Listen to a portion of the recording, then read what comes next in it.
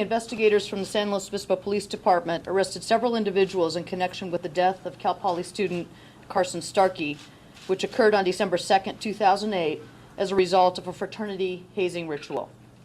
At the conclusion of our investigation, the San Luis Obispo District Attorney filed criminal charges against the suspects, and warrants were obtained for their arrest. All 4 individuals surrendered themselves this morning pursuant to those warrants, and they all posted bail. If convicted, the suspects face up to a year in county jail for the misdemeanors and up to 3 years in state prison for the felonies. 7 former fraternity members are all pleading not guilty to all the charges in connection with the death of a 20-year-old Bowling Green State University sophomore. Stone Foltz died of alcohol poisoning 3 days after the fraternity allegedly held an initiation event in which he and other incoming members were each encouraged to drink an entire bottle of hard liquor. His autopsy is revealing a blood alcohol content nearly 5 times the legal limit.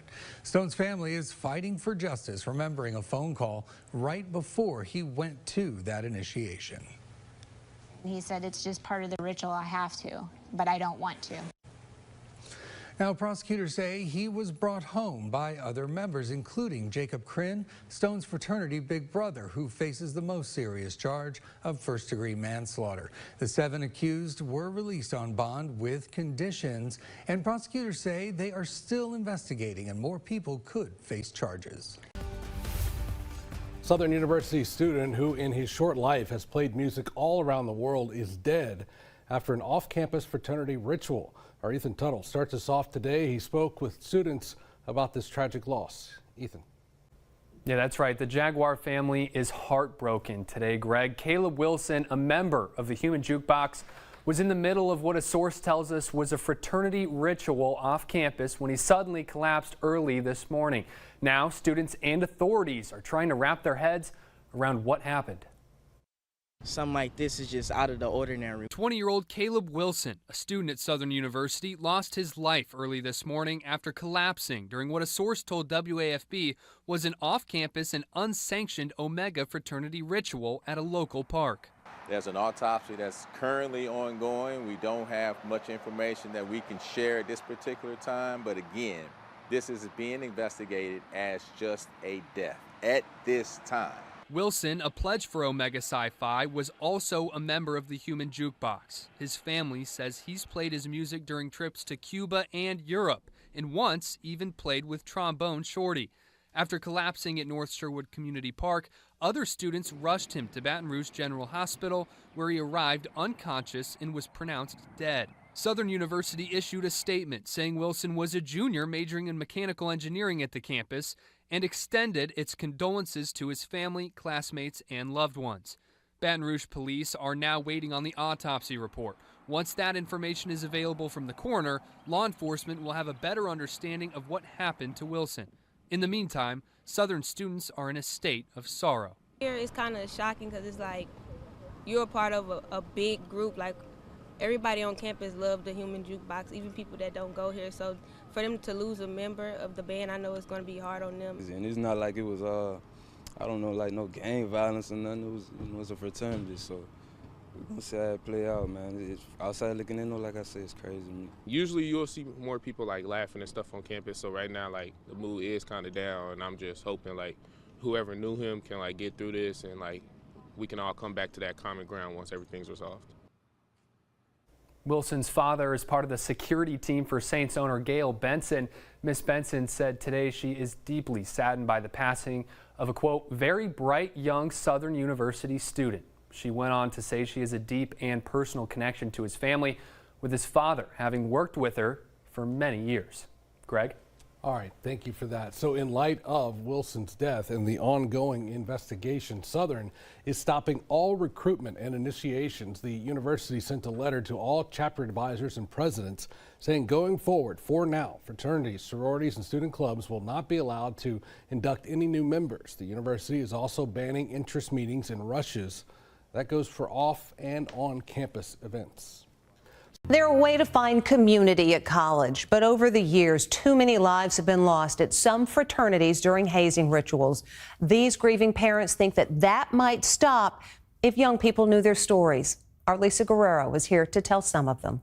This is our son Ryan, who was killed due to idiocy at a hazing event. This is my beautiful son, Colin Wyatt. He was 18 years old when he died from fraternity hazing. This is our son Tim, who died as a result of a fraternity hazing event. This is Adam Oakes. Death was due to a hazing incident, alcohol poisoning.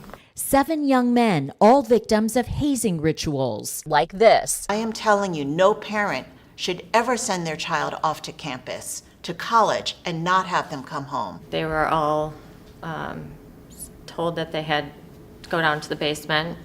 I think they were all blindfolded.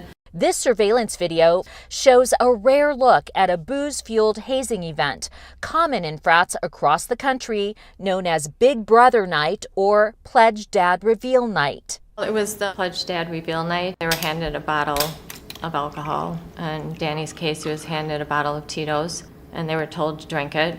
That's Mary Pat and Tom Santuli's son, Danny, with a liter of vodka. I believe it was taped to his hand. Cops say Danny's pledge dad forced him to drink the equivalent of 20 shots, plus do a full beer bong. He later went into cardiac arrest from alcohol poisoning. In the video shared with us by the Santuli's attorney, David Bianchi, you can see Danny fall over. He later slides off this couch onto his head. They don't know what to do. They're afraid to call 911, so they don't.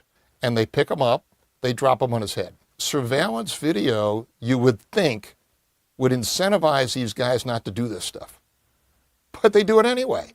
And this is Danny today, wheelchair-bound from permanent brain damage. Danny is the most horribly injured fraternity pledge ever in the United States. He's blind, cannot speak. He lost his vision and he cannot talk. Jack and Wendy Abell says their son Ryan went through a similar frat hazing ritual at the University of Nevada in Reno. It was a Big Brother reveal night where each of 30 pledges were handed a bottle of booze and a full 750 milliliter bottle of alcohol. In Ryan's case, it was 100 proof. And they were expected to drink the bottle. The goal was to also get them all drunk and vomiting. Extremely intoxicated, Ryan later died from head trauma after falling down a flight of stairs. Timothy Piazza's parents say he fell down a flight of stairs after he was told to drink 18 shots in 82 minutes while pledging a frat at Penn State University. It's not the same hazing that happened 20, 30 years ago. It is not just streaking and swallowing goldfish. It is hard alcohol, deadly hard alcohol. We have a friend who's unconscious. He hasn't moved. He's probably in the ambulance. Was there any alcohol or anything involved, do you know? Yes, there is. His parents say Timothy lay there in distress for over 12 hours before brothers called 911.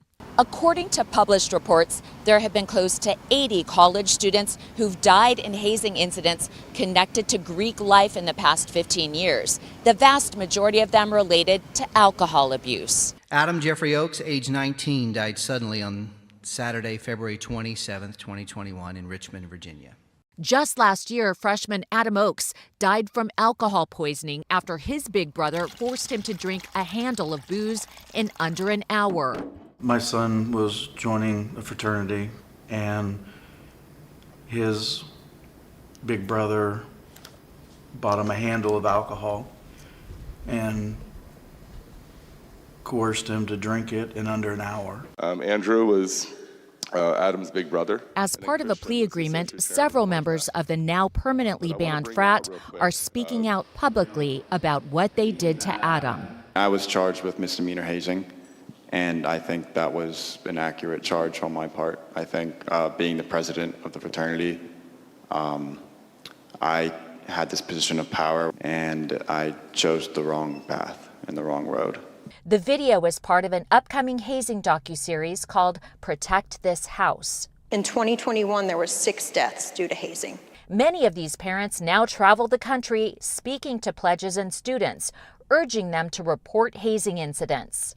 Hazing's only reported 5% of the time. Tyler Perino is one of the few to report it. Big Brother night, that was the most I had ever drank in that short amount of time in my life. He says on his Big Brother night at Delta Tau Delta, frat brothers hazed him with a bottle of whiskey and a six-pack, and then paddled him repeatedly. So I was taken out on a stretcher from my dorm to the ambulance and then taken to the hospital. His blood alcohol was nearly 3 times the legal limit.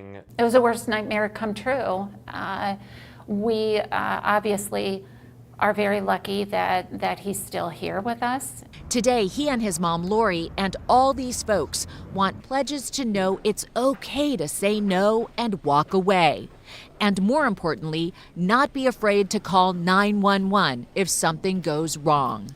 In Danny Santuli's case, no one called 911. The Santuli's attorney says Andrew's Law in Florida, named after Andrew Kofi, a pledge who died from alcohol poisoning after being forced to drink an entire bottle of whiskey, should be enacted nationwide. It says that if you are the first person to call 911 after a hazing event where somebody's in trouble, even if you're the person that did the hazing, even if you're the one who handed him the bottle of alcohol, if you're the first one to call 911 to try to save his life, or if you're administering CPR and trying to help him while help is on the way, you will not be prosecuted. You will have immunity. How many of you believe that your loved one would be okay today if someone had called 911 earlier? Is there any way to stop fraternity hazing? I think they need to tell their kids to understand all our stories, to understand what happened, because, kids think, well, it can't happen to me. It does happen, it did happen, it will happen again until things change. My goal, and many of us parents, our goal is to speak to college students, to high school students, so that we can raise awareness. We do not want any other families in what is in this club of parents who have frankly lost their child senselessly to hazing. We want to make a difference, we want to educate, and we want to make sure that this does never happen again. And we'll just keep fighting and we'll never give up. The North American Interfraternity Council, which oversees fraternities, says they have spent enormous resources to educate students about the dangers of hazing and say they're working to strengthen current criminal and civil hazing penalties around the country.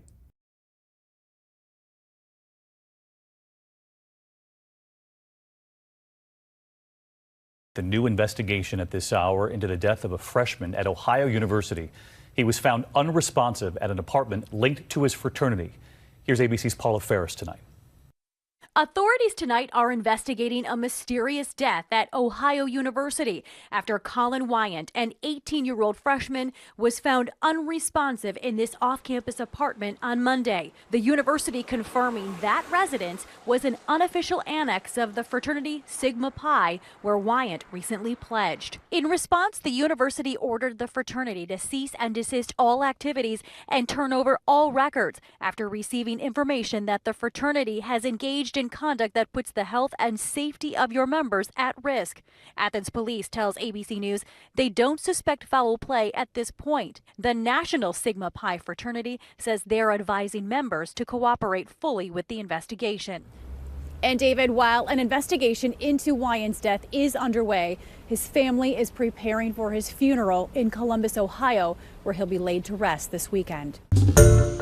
Hi everyone, George Stephanopoulos here. Thanks for checking out the ABC News YouTube channel. If you'd like to get more videos, show highlights, and watch live event coverage, click on the right over here to subscribe to our channel, and don't forget to download the ABC News app for breaking news alerts. Thanks for watching. A bit of closure for a Cobb County family.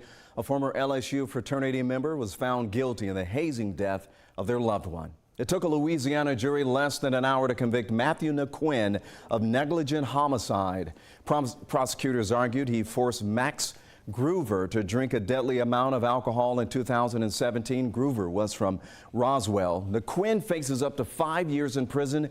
Sentencing is scheduled for October. New charges today against members of a Penn State fraternity over the hazing death of a sophomore from Lebanon, New Jersey. Prosecutors were able to recover new evidence in the case. CBS 2's Alice Gaynor in our newsroom with the new info. Alice. Maurice and Christine, we are talking about dozens of new charges and 10 additional defendants.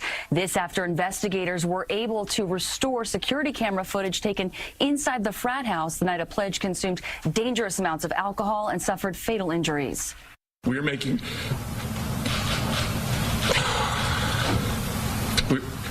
making holiday plans without our son Tim because of your actions. An emotional Jim Piazza, father of 19-year-old Tim Piazza, directed his anger at Beta Theta Pi fraternity brothers. The visions of him lying in a hospital bed, battered and bruised and on life support, looking as if he got hit by a tractor trailer, make no sense. They claimed, we don't know what happened in the basement. Guess what, guys? Now we know.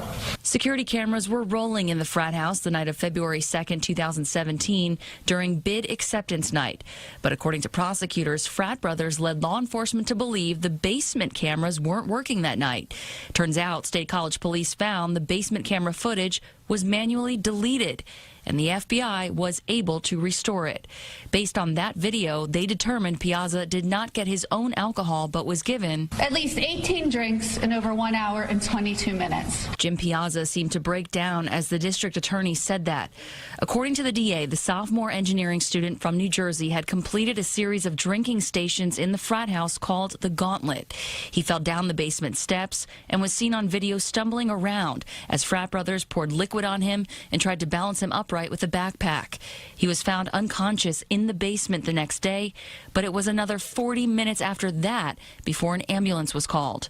Piazza had a fractured skull, shattered spleen, and other injuries. These charges range from manslaughter to hazing, and also charges for the actual affirmative deliberate deletion of that video, which obviously pertained to capturing criminal conduct. Piazza's blood alcohol was estimated at several times the legal limit for a driver. At least 24 people now face charges in the case. In the newsroom, Alice Gaynor, CBS 2 News. Tonight, officials investigating another student death at an off-campus fraternity. A 19-year-old male student at Washington State University found unresponsive this morning. They believed it may be alcohol poisoning, doing CPR. This as new details emerge surrounding the death of 19-year-old Dylan Hernandez. The San Diego State University freshman rushed to the hospital from his dorm after allegedly attending a Phi Gamma Delta fraternity event Wednesday night. In this case, it unfortunately cost him.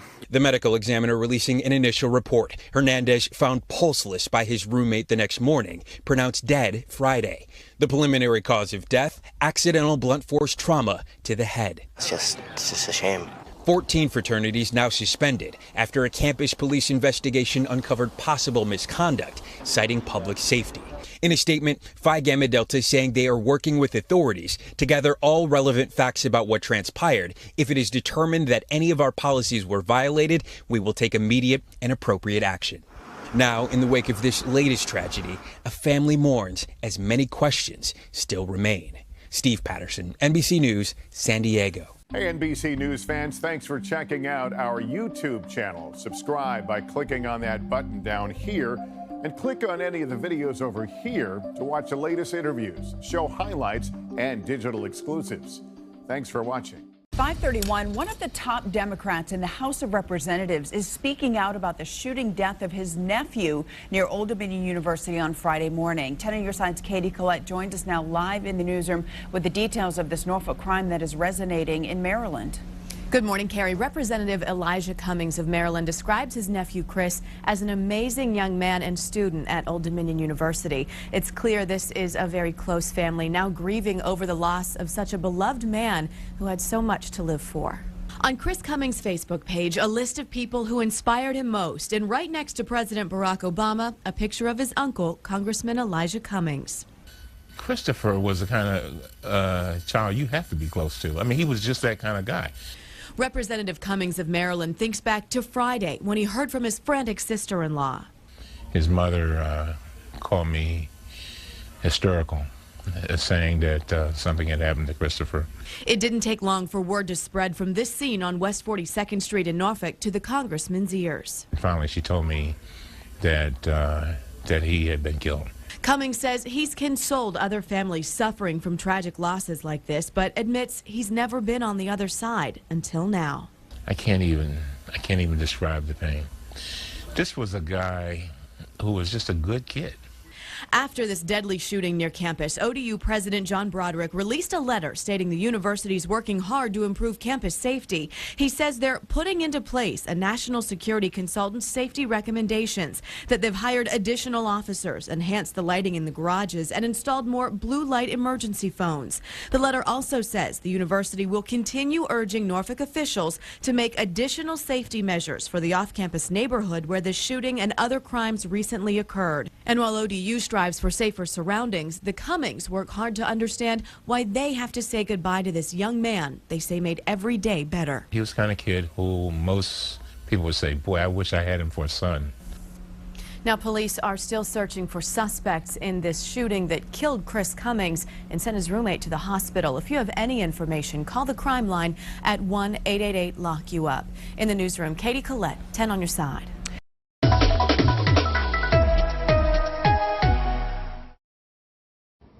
This was Nolan Birch's fraternity. Its charter has been revoked, but you can see above the door its Greek name is still there, and the lights are on. People still live here. Now, police have charged only one person right now, but they say it was a conspiracy that led to Nolan Birch's death. 3 months after the death of West Virginia freshman Nolan Birch, many on campus believe the university and its reputation as a party school have changed. Yeah, it's been different. It really hasn't been the same. Birch was from Williamsville, New York, near Buffalo, and was found lifeless at the Kappa Sigma house in November. Police say his blood alcohol level was .493, more than 6 times the legal limit for driving. Today, a fellow Kappa Sigma member, 20-year-old Richard Schwartz, who also happens to be from Birch's hometown, was charged with hazing and conspiracy for his role in the events leading up to Birch's death. Can you talk to us about Richard? No one answered the fraternity's door tonight, although we could hear people inside cursing at us. Investigators say the night that led up to Birch's death started with a ceremony. Frat members blindfolded Birch and other pledges, took them to another location and gave them liquor. Authorities believe the big brother who handed that bottle to Birch was Schwartz. Many on campus have been expecting charges. I do think it's sending a strong message. You know, it's kind of a wake-up call for everyone. We need to tune things down a bit. It really puts everyone on edge. You need to be a lot more careful with your decisions. The decisions you make, can actually have effects on the rest of your life. Police today would not say whether or not other members of Kappa Sigma could face charges. Reporting in Morgantown, Bob Hazen, Pittsburgh's Action News 4. Back here at home this evening into the alleged hazing death of a college sophomore. 7 former fraternity members in court today. The mom who had talked to her son before he went to that initiation ritual. She and her husband coming face to face with those blamed for the alcohol-related death of their own son. Here's Stephanie Ramos. Tonight, the 7 former members of Pi Kappa Alpha fraternity are all pleading not guilty to all charges in connection with the death of 20-year-old Bowling Green State University sophomore Stone Foltz. Foltz died of alcohol poisoning 3 days after the fraternity allegedly held an initiation event in which Foltz and other incoming members were encouraged to drink an entire bottle of hard liquor each. Stone's family fighting for justice, remembering a phone call right before he went to that initiation. He said, it's just part of the ritual, I have to, but I don't want to. Court will call State of Ohio versus Jacob Krenn. Prosecutors say he was brought home by other members, including Jacob Krenn, Stone's fraternity big brother, who faces the most serious charge of first-degree manslaughter. Foltz's autopsy revealing a blood alcohol content nearly 5 times the legal limit. His parents inside the courtroom, emotional. There's really no way to truly prepare someone to come face-to-face with the people that are responsible for your son's death. The 7 accused have been released on bond with conditions. Prosecutors say they're still investigating and more people could face charges. A pre-trial conference has been set for July. David. All right, Stephanie Ramos with us tonight. Steph, thank you. Hi, everyone. George Stephanopoulos here. Thanks for checking out the ABC News YouTube channel. If you'd like to get more videos, show highlights, and watch live event coverage, click on the right over here to subscribe to our channel. And don't forget to download the ABC News app for breaking news alerts. Thanks for watching. Michael Dang was the victim of a hazing incident. Multiple individuals were involved in his death. Dang suffered multiple blows and impacts to his body, including a significant head injury. Michael was forced to wear a 30-pound backpack, blindfolded, and repeatedly assaulted. After suffering significant blunt force trauma to his body, Dang was in significant distress. No prompt medical attention was sought. Police further learned that the ritual was brutal. During this phase of the ritual, Dang was speared and tackled on multiple occasions. Dang began complaining of his head hurting and was tackled again. Dang was eventually knocked out and lost consciousness and was brought back inside of the residence by members of the fraternity. It was reported that Dang was tackled harder than any of the other pledges. During the time that Dang was unconscious, it was noted that Dang was having trouble breathing and that he was in physical distress. Contact was then made with the national fraternity. At this point, members began to hide paraphernalia and basically put the fraternity's well-being over that of Michael Dang's. It was the recommendation of the investigating grand jury to the Monroe County District Attorney's Office to charge 37 individuals involved. At current, 5 of those individuals have been charged, and we are awaiting a response from their respective attorneys. A fraternity at the University of Oklahoma is facing a hazing scandal, and it involves the son of a well-known former Dallas Cowboy. Fox 4's Shannon Murray is here with details. Well, Dan, Jay Novacek's son Blake is suing Beta Theta Pi and 2 of its members after a 2015 incident at the OU chapter. It's the second scandal in 1 year for the fraternity. In February, a Beta Theta Pi pledge died during a hazing event at its Penn State University chapter. Now Blake Novacek says he suffered a head injury during a hazing incident at OU in 2015. The lawsuit claiming a drunk fraternity member hit Novacek in the stomach with a baseball bat, and he fell and hit something, knocking him unconscious. It goes on to say a different fraternity member later told Novacek to, quote, keep his mouth shut about the hazing incident or else they would ruin his and his family's reputation. Attorney Chris Cook says Novacek had a traumatic brain injury and has not been the same ever since. And there's also this picture, a broken nose at a barn dance party, which as of right now is not part of that lawsuit. The pledges were made to fight each other as the members and their dates looked on drinking beer for their own amusement. We didn't file it because of who his father is.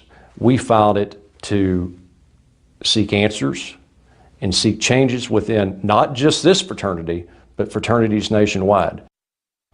In a statement, Beta Theta Pi says we have performed an initial investigation of Blake's allegations. We have numerous witness accounts and other evidence which contradicts Blake's story and which questions his credibility. The fraternity also sent a photo from an Instagram account that we determined does not belong to Blake Novacek, but it appears to show him at a Cowboys game in Arlington, October 11th. That's the date cited in the lawsuit for when the incident took place in Oklahoma. The team played the Patriots that day at 1:30 at AT&T Stadium. Novacek's attorney says the lawsuit should say on or around October 11th because with Blake's memory loss, he does not remember exactly which day it occurred. Shannon Murray on Good Day. Yeah, Tyler's mother says he loved being a UC Riverside student and he really wanted to be a part of this fraternity. So all she wants now is for the young men who were with him last to be honest about exactly what happened. They were instructed to meet at Mount Rubidoux at 9 o'clock. 9 o'clock at night, an unusual time for a group of guys to go hiking. But Maisha Campbell says her son was trying hard to get into the local chapter of the Alpha Phi Alpha fraternity. And Tyler had complained of difficulty breathing. Shortly after his complaints, he collapsed.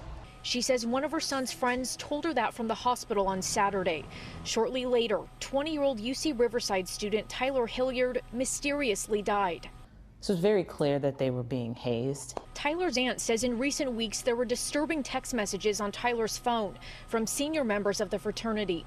Directing them to make a paddle so we can beat you guys with it when you get here. She says other messages indicated the pledges had also been beaten with cactuses. So there were pictures of like cactus needles in their limbs and head. Now both women are fighting for answers about whether or not Tyler's death was the result of a hazing ritual. The fraternity's executive director says, working with the university, the fraternity has launched an investigation into the situation and has placed the chapter on an immediate cease and desist status, suspending all activities. Some students say they've heard about hazing getting out of hand. There's all types of stuff people talk about. You just don't know who's joking. But say it's never a joke to risk someone's life. Knowing that I could never talk or hold my son is heartbreaking. And the university says it's working with the local police department to determine the cause of Tyler's death. His mother says a toxicology report didn't show anything abnormal, so now she's waiting on the results of an autopsy. Reporting live tonight in Riverside, Nicole Comstock, KCAL 9 News.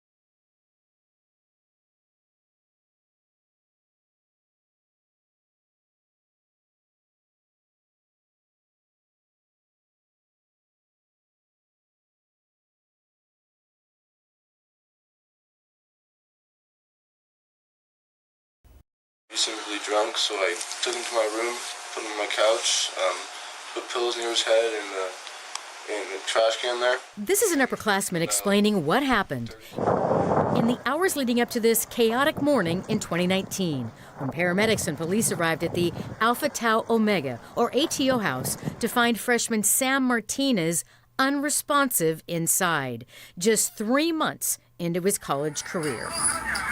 The night before, ATO held its annual Big Little event, where pledges find out the identity of their big brothers. The ritual includes upperclassmen giving their family drink to their little brothers. It was Big Little night. He was one of my littles. I had 2 littles, him and another guy, and I had a half gal. Sam's big brother tells police the half-gallon was spiced rum, the equivalent of 40 shots to share between Sam and another pledge. Approximately 6 hours later, Sam was dead in the basement of the fraternity from acute alcohol poisoning. I kept checking on him every 30, 45 minutes just to make sure. And every time I went in there, he was just fast asleep. I thought he was just going to sleep and wake up, but I guess I was wrong. How could that still be happening in 2019 or 2022? Jolene Houts is Sam's mother. Just this ridiculous cycle. And why would you repeat past mistakes when you know it's not working? When were they going to take it seriously? Were you visiting with Sam for a few minutes? Yeah, probably 2 minutes tops. The King 5 investigators reviewed nearly 35 hours of Pullman police interviews. They show the fraternity members weren't taking hazing seriously because they didn't appear to understand the concept. I never once forced him to drink. Over and over, pledges and members told police the night Sam died, no one was forced to drink. Sharing the family drink was for bonding, not hazing. I think it's just a tradition. Like, usually your big brother buys you a bunch of alcohol, and they give you the option if you want to drink it or not. You don't have to finish the bottle. They're not like forcing you to. It's all of your own will, pretty much. It's what you want to drink. Okay. They're not forcing it down your throat. But force has nothing to do with it. According to state law, hazing includes any activity expected of someone joining a group likely to cause a risk of harm, regardless of the person's willingness to participate. It's not mandatory, but it's encouraged. Some of the pledges said it was expected they finish the bottle, but they still didn't consider that hazing. We were supposed to finish the bottle. So your thought process was, is they bought it for us, so we need to drink it all. Yeah. Coercion is present even when the members are told what they're doing is voluntary. Hank Newer of Indiana has researched hazing for 40 years. Pledges will go through incredible lengths to try to please the members. Newer maintains a database of all hazing-related deaths in the country going back to 1838. He's recorded 280 lives lost. 16 young men died after Big Little nights, just like Sam Martinez, where big brothers give the gift of alcohol. This idea of giving something is part of this idea why it's not voluntary, because I have to give you something back. In this case, it sounds like drink the bottle. Consume the whole bottle and do it fast. They had to clean the floor with toothbrushes, while they shut off all the lights in a pitch black room and were slamming on the ground for them to clean up. The police interviews reveal while they didn't realize it, the ATO pledges were hazed multiple times before the Big Little night, including freshmen like Sam made to clean on their hands and knees in the dark. We had to clean the party floor with toothbrushes. It just sucked that we had to use toothbrushes, but it wasn't that bad. How did that stuff make you feel? Did it make you feel good to clean up somebody else's puke, somebody else's drunken mess? How did that make you feel? Well, all the classes above me who have had to do the same exact thing every single week, and some of them have had to do way worse. Police records show more examples of hazing. Punishments like eating onions, drinking an unknown mixture with hot sauce, and physical tasks. One pledge described the upperclassmen's thinking process. Oh man, I can make them do anything. I can make them do push-ups. I can make them do a wall sit. I can make them do jumping jacks and sing the national anthem 3 times in a row. Because we did that. I know everybody's like, oh, hazing is so bad, but I would not consider that hazing. I would just consider that like, he's drunk, he's telling us to do something stupid, and we did it. Being willing to do something that is going to be potentially harmful to you, that's what hazing is. Pullman Police Chief Gary Jenkins is an outspoken advocate for ending the culture of hazing. Even when everyone involved thinks it's harmless, experts say any type of hazing is dangerous. You can't predict the outcome, like triggering a past trauma for someone. Certain guys wouldn't get broken down, and then other guys would, and I've seen kids cry and just stay in their room and not come out. Yeah, I've just seen kids be broken down before, for sure. And no one at the fraternity predicted the ultimate consequence. Sam Martinez dying after a party featuring Brotherhood, alcohol, and hazing. As time passes, my fear is that the thoughts of the consequences of hazing are going to pass, and maybe Sam Martinez's death causes that whole culture to change. This story does point out a major flaw in the system. Even though right now there's mandatory hazing training for most fraternities, it's obviously not working. A new state law called Sam's Law goes into effect in just a few weeks, and that requires much more thorough training for every college in Washington, and it requires schools to be more transparent. Now they have to list all fraternity and sorority infractions, such as hazing, on their official college website. In the newsroom, I'm Susanna Frame. Washington State University is suspending all fraternity and sorority social events after the death of a student possibly tied to alcohol. This is the fourth fraternity-related death in the U.S. in the past month that has led to suspensions or crackdowns on fraternities. Jamie Yukas is in Los Angeles for us. Jamie, so how bad is this getting? Well, Tony, government researchers say nearly 2,000 college students die each year from alcohol-related injuries. That includes car crashes. Fraternities connected the deaths have now also occurred in San Diego, New York, and Pennsylvania, prompting a crackdown by school officials. 19-year-old male, he's not conscious, not breathing. They believe it may be alcohol poisoning. Police are still investigating what happened at the Alpha Tau Omega house off the Washington State University campus, where they received an emergency call early Tuesday morning. Medics arrived to find 19-year-old fraternity member Sam Martinez unresponsive. Police say a preliminary investigation indicated that his death could be alcohol-related. It sounds to me that there's a cultural problem. There is a cultural problem. Professor Hank Newer has studied fraternity drinking trends for decades. When the deaths occur, it's often because they not only want to drink with the members, they want to outdrink them to show off. Martinez's death comes days after 14 fraternities were suspended at San Diego State University. That followed the death of 19-year-old freshman Dylan Hernandez, who fell out of his bunk bed in his dorm room and hit his head late last week. Several students say Hernandez had been drinking heavily at a fraternity party. In October, Penn State suspended the Chi Phi fraternity as it investigates the death of a 17-year-old who was at an off-campus house allegedly occupied by frat members. That same month, Cornell University in New York decried a pattern of misconduct after the death of a student who earlier attended a fraternity event. You start wondering if sending your freshmen to college is going to be a dangerous task and not something that you look forward to as a parent. The Washington Fraternities National Organization offered condolences to Martinez's family. It says it's working with law enforcement and the university in their investigation now. Meanwhile, San Diego State has announced a task force to review behaviors and procedures at the school's Greek organizations. Anthony. Some really alarming numbers there. Jamie, thank you. The mother of a former Northwestern University student is suing a sorority she blames for her daughter's suicide. 19-year-old Jordan Hankins died in January of 2017. The lawsuit against Alpha Kappa Alpha alleges that hazing caused her severe anxiety and depression, which led Jordan to take her own life. Now her parents are opening up to CBS this morning in their only television interview. Jerika Duncan is outside the sorority's headquarters in Chicago. Jerika, good morning.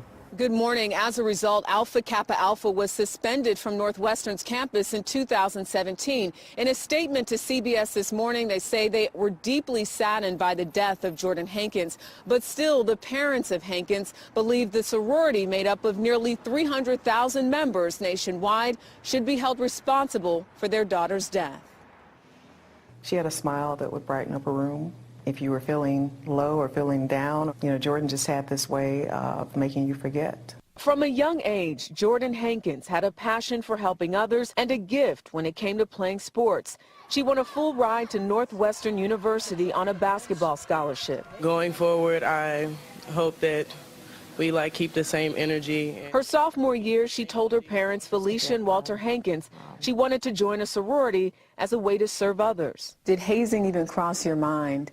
When she first told me that she had an interest, I think most importantly, my concerns were that they were genuine in their mission. We know her as Revelation. Hankins' mom remembers watching the ceremony in which her daughter became an official member of Alpha Kappa Alpha. What was going through your mind as you're watching her? Pride, a sense of pride, a sense of relief, because the process was over. But just 7 weeks later, the 19-year-old took her own life in her dorm room. I couldn't reach her.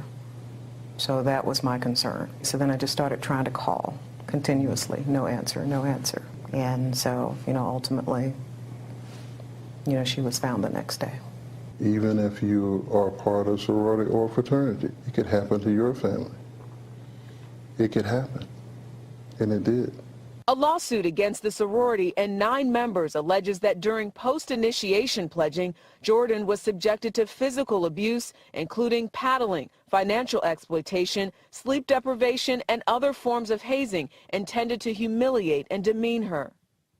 The court documents say the hazing was triggering her PTSD, causing severe anxiety and depression, and that she was having suicidal thoughts. According to the lawsuit, she expressed that to her sorority sisters. It's unclear what her PTSD stemmed from. Brandon Vaughn is the family's attorney. You believe that if the sorority hadn't hazed, Jordan Hankins would still be alive today? That is what's alleged in the lawsuit, yes. She sounded the alarm that the initiation practices that they were subjecting her to were causing harm, and they didn't do anything about it. She told sorority members, I'm feeling suicidal. Did she ever express that to any family or friends? I'm not going to comment on that. It is a dirty secret in America that the problem is pervasive and extensive in sorority life, just as it is in fraternity life. Tom Klein represents the family of Timothy Piazza, the Penn State sophomore who died in 2017 after a hazing ritual involving heavy drinking. The unique challenge in the case, of course, for a lawyer is linking the suicide to the actual hazing, but it does not take a quantum leap of imagination to understand that a young person who is deprived, is subjected to physical hazing, turns on herself. So this is 8th grade. 2 years after their daughter's death, Felicia and Walter Hankins say it's the happy memories with Jordan that keep them strong and fighting for change. It's important that I speak out, whether it was the first day after she passed away or today, so that hopefully someone else won't suffer the same fate. Alpha Kappa Alpha says it has a zero-tolerance policy when it comes to hazing. A spokesperson also tells us that it consistently educates its members about the dangers of hazing and the repercussions, including suspension and expulsions. Now, the organization declined to comment any further on the matter, citing the sensitive nature of Jordan Hankins' death. So many disturbing details there. Sharika, thank you for that interview. We want to remind you that the National Suicide Prevention Lifeline is open 24 hours a day for anyone needing help. That number is 1-800-273-8255. Let's be honest. Aren't fraternities overrated? So let's take a look at the fraternities that really fit the word frats. We'll leave out the explicitly ethnic, religious, and academic fraternities, and we'll try to remember that every fraternity at every college is different. Still, you know the stereotype. It's the type of place that chants, nerds, nerds, nerds. Like a lot cooler than that. Where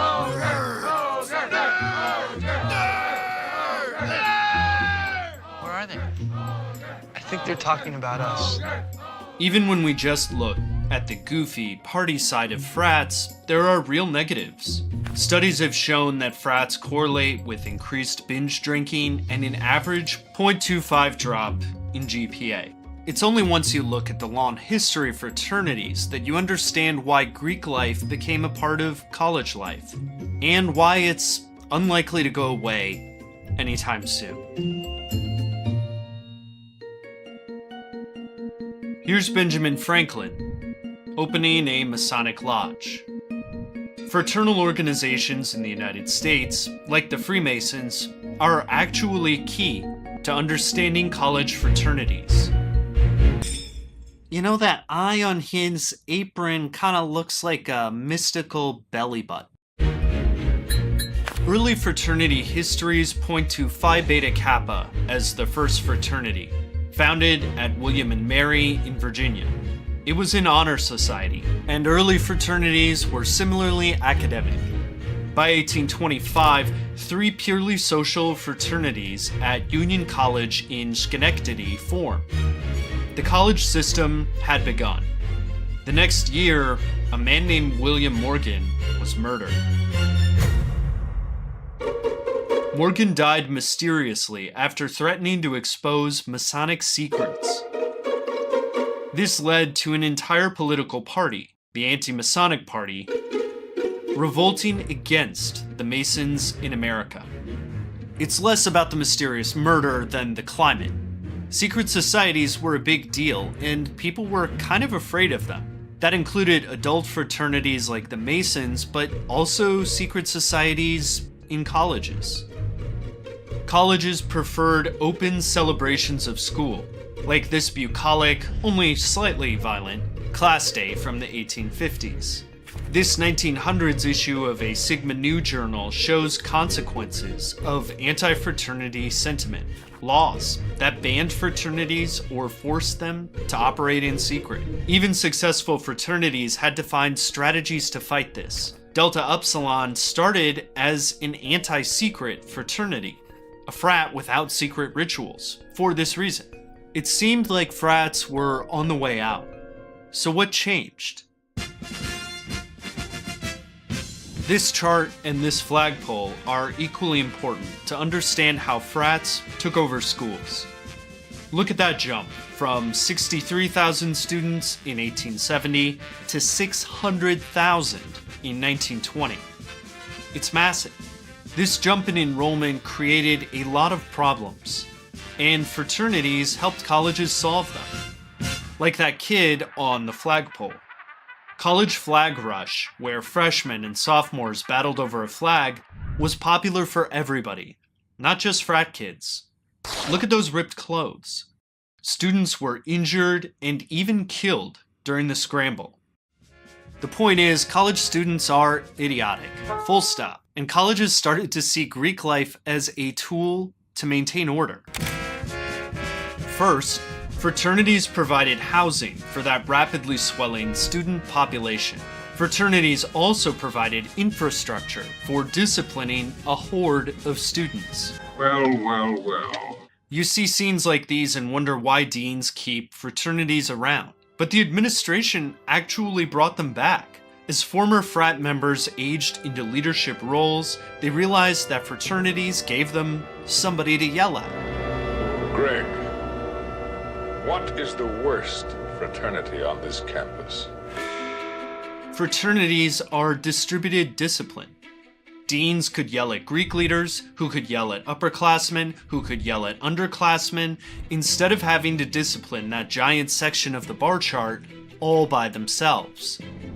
And the big reason for keeping frats around? Administrators realized that frats led to money after college. Alumni donations from fraternity and sorority members are higher than from other students. Students loved the university through their fraternities, and the university had a lot of reasons to stay chained to them.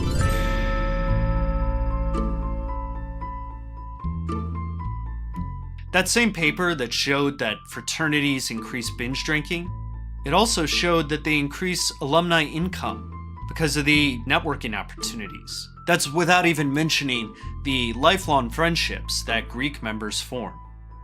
But the downsides of fraternities can be a lot worse than what we see in the movies. It's easy to marvel at 100-year-old hazing, but as Caitlin Flanagan wrote in The Atlantic, all that binge drinking and hazing can have life-threatening consequences. She notes disproportionate injuries in fraternity housing, high alcohol use, and alleged sexual assault, along with a lasting legacy of racial discrimination. Whether fraternities are overrated depends how you view them and how you view college students. We're all asking the same questions as those administrators in the 1800s, and we have to figure out if their solutions are still the right ones today. How you view students, and maybe even all people, changes your answer. Do frats help control the problems in college life? Or do they create them?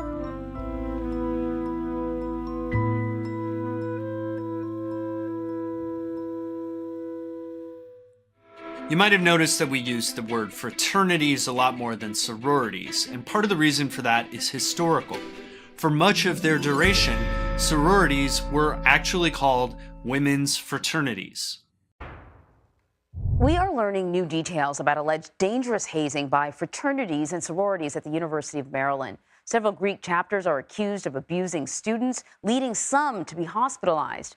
Natalie Brand joins us now with the latest on this. Natalie, good morning.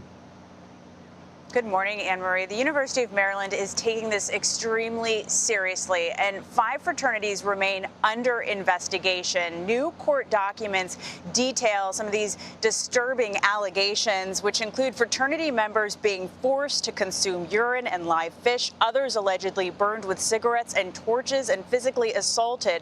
One student who reported anonymously to the university said a fellow student passed out after being forced to drink straight vodka. Another was reportedly treated for hypothermia after being outside for hours. Now, earlier this month, the University of Maryland temporarily suspended some Greek activities on campus, and administrators are now working to establish expanded ways to report suspected hazing. Former students and experts we talked to say that's really key to speak up about this issue, and it's one that's widespread on college campuses nationwide. The group Stop Hazing estimates 55% of college students involved in clubs or teams have experienced hazing, and it's estimated more than 100 students have died from hazing since 2000. Now, right now, 44 states, including here in Maryland, have anti-hazing laws on the books, but they vary greatly from state to state, and that's why some groups, including Stop Hazing, are pushing for federal legislation aimed at prevention. Anne-Marie. Very much. It's hard to believe this sort of stuff is still happening on college campuses. Appreciate it. On the campus of the University of Maryland College Park, differing opinions about the school's decision to suspend sororities and fraternities. Just punish the people who messed up. Like, the people who decided to make mistakes and push the boundaries and break the rules, they're the ones that should be punished. While it's unclear what specific activity led to the suspension, the university references allegations of misconduct in a letter to Greek organizations dated March the 1st. It states new member program activities are suspended indefinitely, and fraternities and sororities cannot host any events where, quote, alcohol is present. Members are also barred from interacting with new members or prospective ones. Social activities are about to hit an all-time low. I mean, for God's sakes, mental health is already horrible at this school. And now they want to shut down, like, a major foundation of, like, what a lot of the people do. I reached out to UMD leaders with questions about what specifically led to the suspension. University representatives declined my request for an interview and did not answer my questions. I'm just hoping that they reform some of the ways and just have stricter policies and treat their people a little better. Does it seem like it was a fair decision? I personally don't think so. Today, I also reached out to officials that are associated with those affected Greek organizations, and in a statement, a representative from the North American Interfraternity Conference tells me, quote, NIC members stand ready to hold the few involved in misconduct accountable while advocating for students who uphold fraternal expectations and provide thousands of young men a positive fraternity experience.